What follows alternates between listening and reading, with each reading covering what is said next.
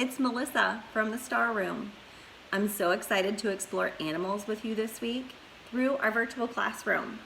Today I'm going to read a story and then show you an activity. I hope you enjoy. Big Red Barn by Margaret Wise Brown, and the illustrator is Felicia Bond. By the big red barn in the great green field, there was a pink pig who was learning to squeal. There was a great big horse and a very little horse.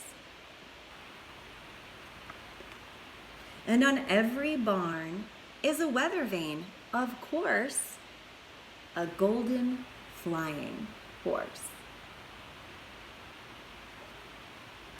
There was a big pile of hay and a little pile of hay, and that is where the children play.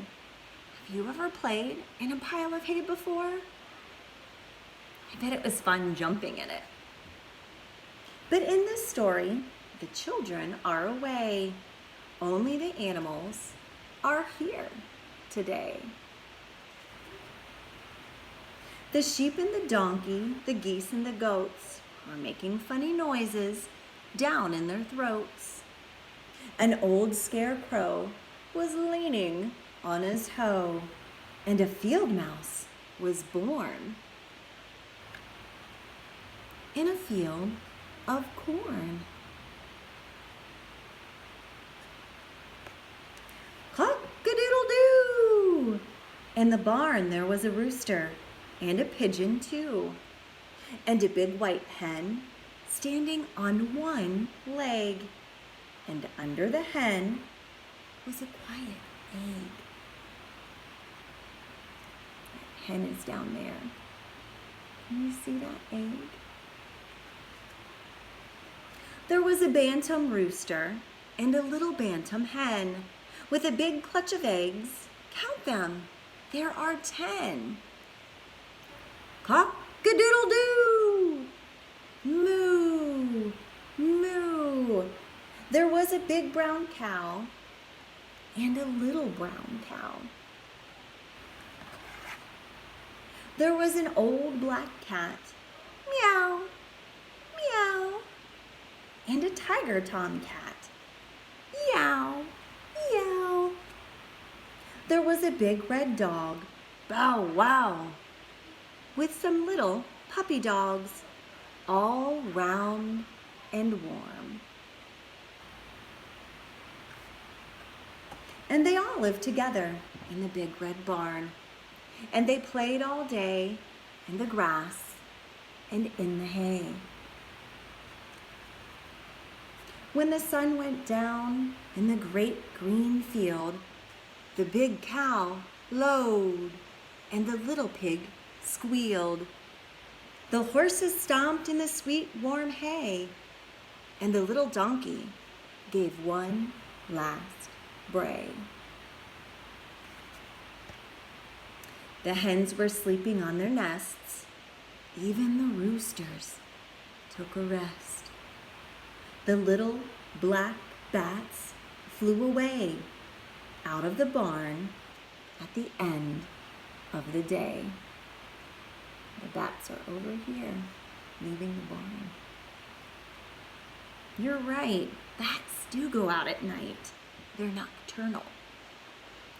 And there they were, all night long, sound asleep in the big red barn.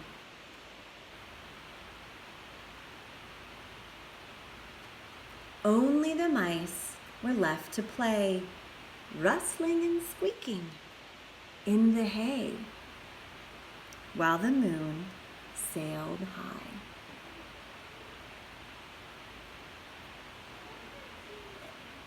In the dark night sky. That's the end. The next thing we're going to do is get ready for our activity. I've made some modifications to this activity, so if you have an infant, toddler, or preschooler at home, they can all do this activity. some of the things that you'll need for infants specifically are maybe some of their stuffed toys or some of their most kind of like coveted toys that they really enjoy, that they might want to reach for this activity. For your toddlers or preschoolers, you can use any different animals that you might have at home. Here we had some different farm animals, some bigger plastic ones, and then I also have some wooden ones too that kind of come with this little puzzle game that we have. So I used those to set up my toddler activity. All right, so for infants, this is a great idea that you can do for tummy time when they're working on that. Set them up in their space how you would. For my son, I know I always used his little boppy pillow because he felt most comfortable on that. I would prop up a mirror so that he could see himself, and then I would set his animals or whatever it is you choose to use for the tummy time kind of out in front of him so he can stretch and reach for those animals. In this activity, we're going to be doing like an animal rescue idea. So that's kind of the thought process behind that, is to set them out there so that those infants can practice that reaching and grasping and grabbing. I'm gonna go ahead and set those down. For toddlers, the way that you can set this activity up is a couple of different ways. For one of them, I used just special kind of like tape that we have in our house. It's that fancy washi tape. And I taped some of the puzzle pieces to a wooden board. You could tape them directly to the table. If you have a different kind of activity board that you use, you could utilize that as well. And so I just used a few pieces of tape and stuck it on there. And as you can see, they're secured. And then I also have, which toddlers can try out too, depending on where they are at, fine motor wise. These are all activities that are gonna really work on fine motor skills. We have animals that I have wrapped with these are hair bands. You could use hair bands. You could use rubber bands if you have those at home, but just those little elastic hair bands is what I used. And then I also used some strips of construction paper and set that up with these animals. I wrapped the animals in different strips of construction paper and taped it to them. So that's another option that we can use. And to rescue the animals from this, they'll need scissors.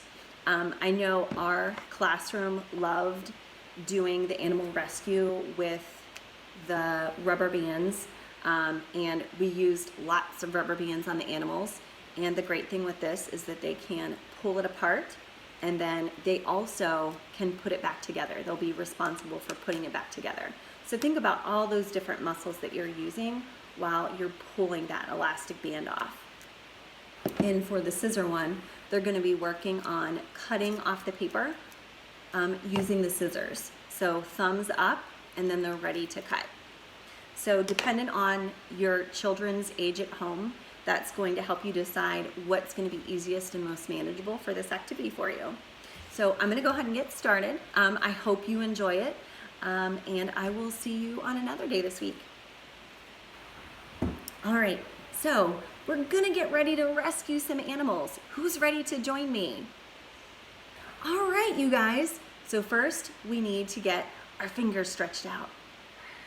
Give them a good wiggle so that they're nice and loose and ready to do our idea. Today, we are going to use our fingers, and we are going to try and rescue some animals.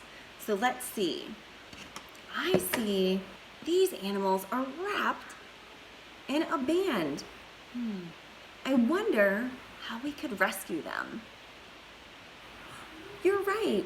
We're going to use our fingers, and we're going to pinch and we're going to pull. Let's start with this cow. I'm going to pull it around and pull that one off. Let's see if I can get a few more. Oh, it's kind of tough, but I'm going to keep working on it. I got another one. Let's finish this cow. He wants rescued. Moo! There's a third one. Oh no, he's still trapped. You're right, I've got to keep working. All right. I've got him rescued. Let's move on to another animal. Which one should we do? The horse?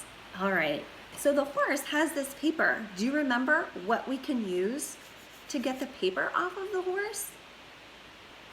You're right, scissors. I'm gonna go ahead and pick up my scissors. Thumbs up, and I'm ready to cut. All right, let's see.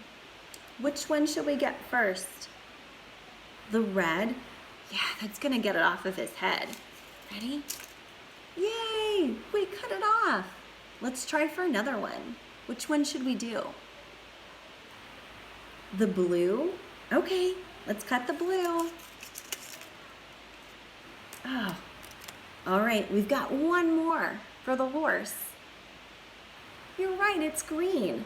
Let's cut that green one off of there. There's just a little piece left on there.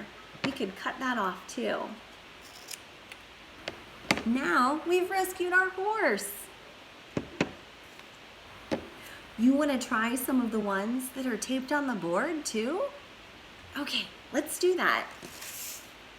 Here's our board. Which should we try first? The pig? I see that little piggy. I'm gonna pinch and peel some tape. Pinch and peel that tape. I rescued the pig. There, he's safe now. Let's try one more. This sheep?